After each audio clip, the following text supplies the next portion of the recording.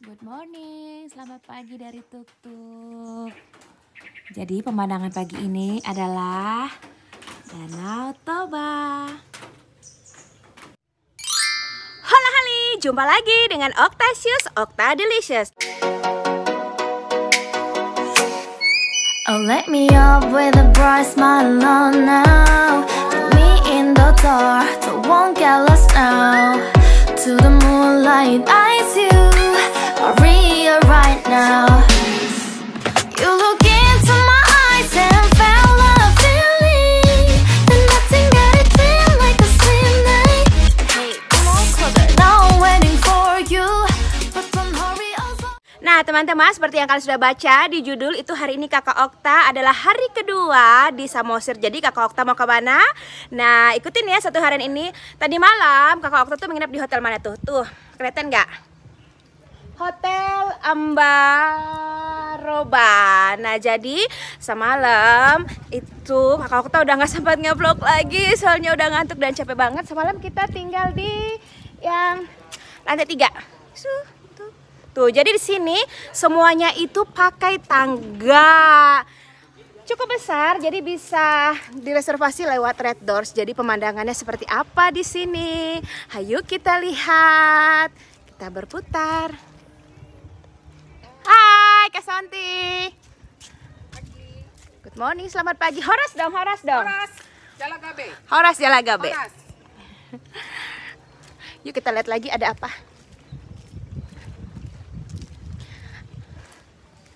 Ada ayunannya. Dan yang di sini juga itu ada jet ski. Kalau teman-teman mau sewa, itu sangat available banget, dan itu pemandangannya langsung dari depan kamar. Amazing. Lagi menikmati pemandangan. Wih, cool man. Nah, yang di sini lagi galau gelisah antara lanjut atau udahan. Yang sebelah sana itu baru bata juga, tapi setelah satu dasawarsa baru dia kembali. Kalau aku setelah 3 dasawarsa baru aku kembali.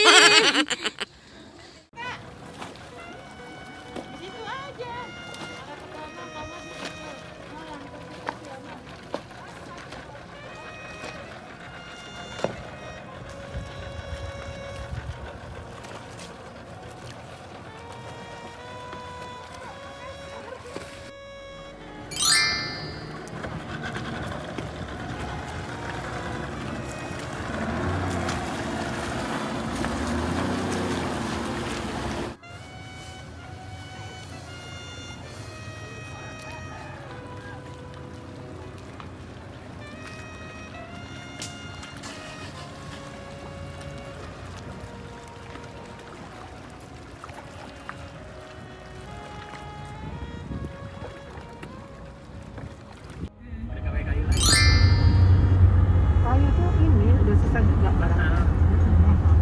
Dan kualitasnya nggak bisa kayak zaman dulu kan kuat ya. Mendingan baja ringan.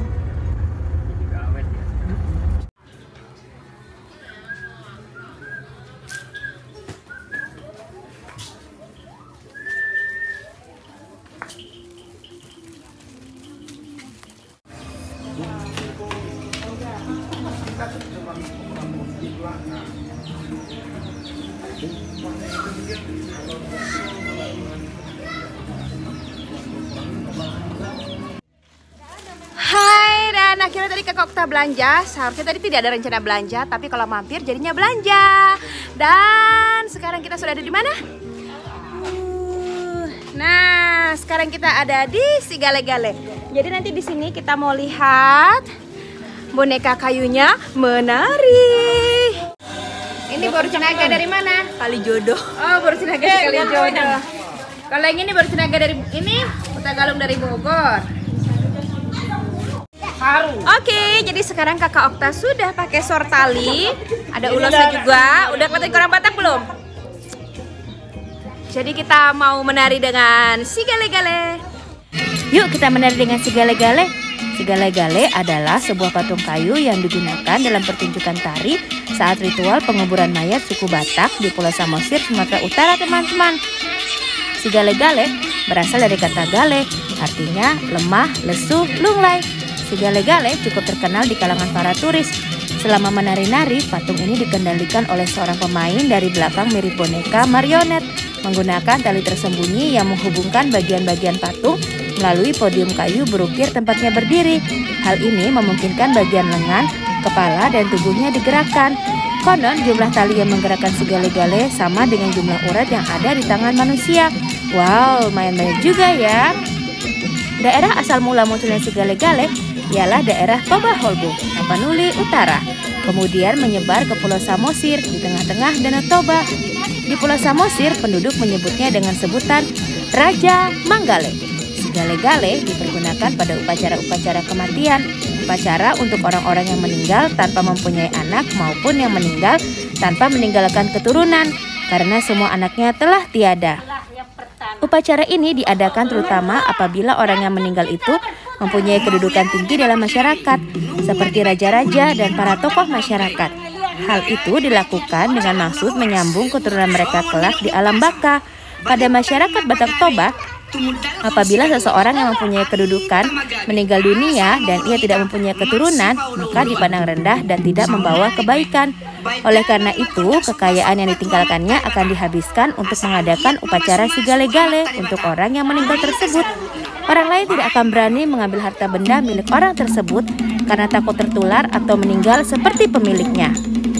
Pada masa sekarang, yakni setelah agama Kristen semakin mendalam dan meresap dalam kehidupan masyarakat Batak di Tapanuli Utara, upacara-upacara sigale-gale mulai ditinggalkan.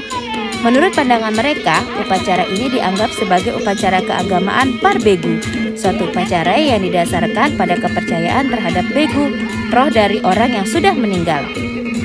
Suku Batak Toba memuliakan roh nenek moyang dan keturunan orang yang meninggal melakukan upacara pemakaman. Jika seseorang meninggal tanpa keturunan, sigale-gale kemudian dibuat sebagai penggantinya. Sigale-gale yang kompleks dapat seukuran manusia dan memperlihatkan aktuasi memakai lumut basah atau spons yang bisa diperas untuk membuatnya tampak seperti menangis. Patung kayu sigale-gale memiliki anggota badan bersendi yang dipasang di atas podium beroda sambil meratap. Mereka menari-nari selama upacara pemakaman yang disebut Papurpur Sepata. Upacara tersebut dilakukan dalam rangka mengusir petaka meninggal tanpa memiliki keturunan dan untuk menenangkan roh mendiang agar arwahnya tidak penasaran. Patung sigale-gale di balik kisahnya memiliki beberapa versi teman-teman. Satu di antaranya adalah kisah tentang seorang raja dan putra kesayangannya. Sigale-gale merupakan boneka kayu yang dibuat untuk membahagiakan Raja Rahat, raja dari salah satu kerajaan di Pulau Samosir. Konon Raja Rahat memimpin negerinya dengan bijaksana. Sayangnya, istri raja sudah lama meninggal dunia. Raja hanya punya seorang anak lelaki bernama Manggale. Manggale sangat dihormati dan disegani seluruh rakyat di negeri itu karena ketangkasannya berperang. Ia menjunjung tinggi kebenaran. Sama seperti sang raja ayahnya, Manggale pun sangat mencintai rakyatnya. Ketentraman negeri itu terusik ketika suatu hari prajurit membawa berita bahwa di hutan perbatasan berkumpul prajurit negara tetangga. Prajurit negeri tetangga hendak menyerang, menjarah harta kekayaan yang ada di negeri itu. Tentu saja raja tidak tinggal diam mendengar kabar itu. Raja mengumpulkan semua penasihat, juga Manggale selaku panglima perang. Setelah semua dipersiapkan, maka berangkatlah Manggale bersama prajurit terbaiknya. Selama Manggale dan prajurit pergi berperang, hati raja tidak tenang. Ia takut sesuatu yang buruk menimpa anak kesayangannya. Sampai kemudian sebagian prajurit pulang. Tidak ada Manggale di antara mereka. Manggale tewas di medan pertempuran. Raja sangat sedih. Anak kebanggaannya, pewaris kerajaan, telah meninggal dunia.